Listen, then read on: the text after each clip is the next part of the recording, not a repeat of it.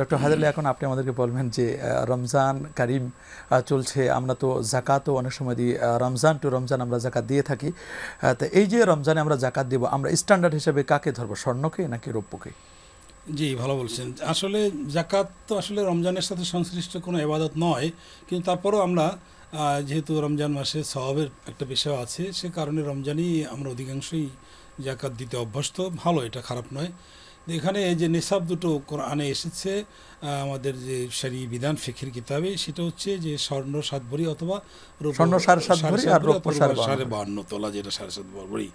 তো এইটা যদি হুবহু এই দুটো জিনিস থাকে, স্বর্ণ যদি কারো কাছে এই পরিমাণ থাকে তাহলে সেটাই তার নেশাব হবে, রূপাও যদি তার কারো কাছে এই পরিমাণ থাকে সেটাই তার নেশাব হবে।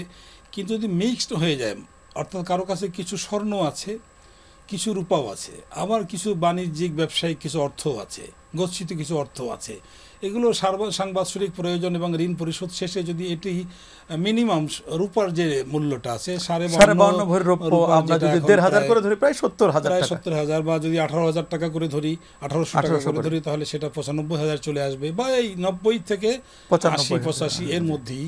এইটাকে একটা স্ট্যান্ডার্ড নিসাব ধরে এর থেকে আপনার শতকরা 2.5 টাকা হারে যে অর্থটা বের হয় সেটাকে জাকাত দিতে। তার মানে বর্তমানে এখানে কিন্তু একটা মিস্টেক করি আমরা, অনেকেই মনে করে যে 7.5 ভরি স্বর্ণ অথবা 52.5 ভরি রৌপ্য। সেই যুগে 7.5 ভরি স্বর্ণ এবং 52.5 ভরি রৌপ্যর মূল্যটা কিন্তু সেম টু সেম ছিল। এখন কিন্তু ফার ডিফারেন্স হয়ে গেছে।